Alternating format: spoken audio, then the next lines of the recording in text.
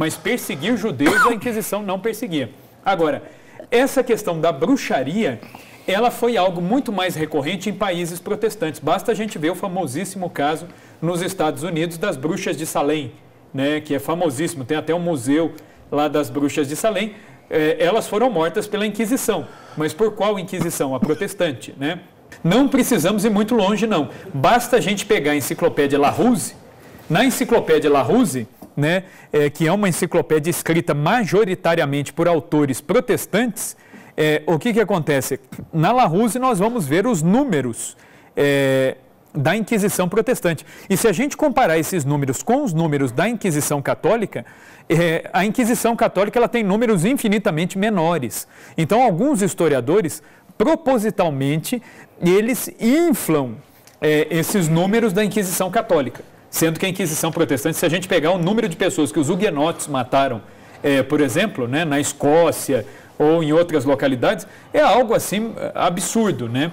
Então, mesmo essa questão da bruxaria, só se podia condenar uma mulher se ela fosse de fato católica e houvesse uma comprovação dessas práticas ocultistas, né? Há alguns casos, mas eles são muito poucos, muito pouco numerosos em vista daquilo que se alardeia por aí, né? Então, duas coisas para a gente encerrar essa questão. A primeira delas, eu entendi que você está dizendo que essa questão tanto das bruxas, pelo fato da Inquisição cuidar de católicos, que é uma coisa um pouco controversa de entender, você está explicando muito bem, e mesmo a questão das fogueiras, apesar de, em muitos casos, queimar o boneco, a representação, etc., na semana passada, eu me lembro, Rafael, que você disse que em cada região ou em cada estado, na maneira de condenar a morte, não era igual, porque tinha a ver com a cultura local também.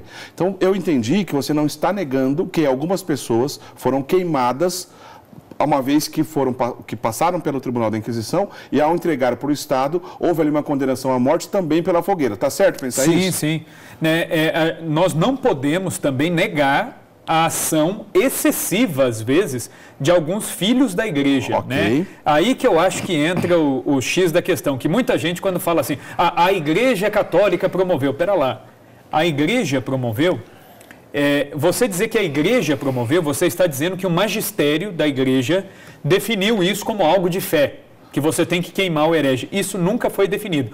Nós temos que separar muito bem, quando a gente estuda qualquer coisa da igreja católica, o que é doutrina e o que é disciplina da igreja. A doutrina não muda. A doutrina faz parte do depósito da fé, confiado por nosso Senhor Jesus Cristo aos apóstolos e aos legítimos sucessores de São Pedro, né, os papas e aos bispos em comunhão com ele.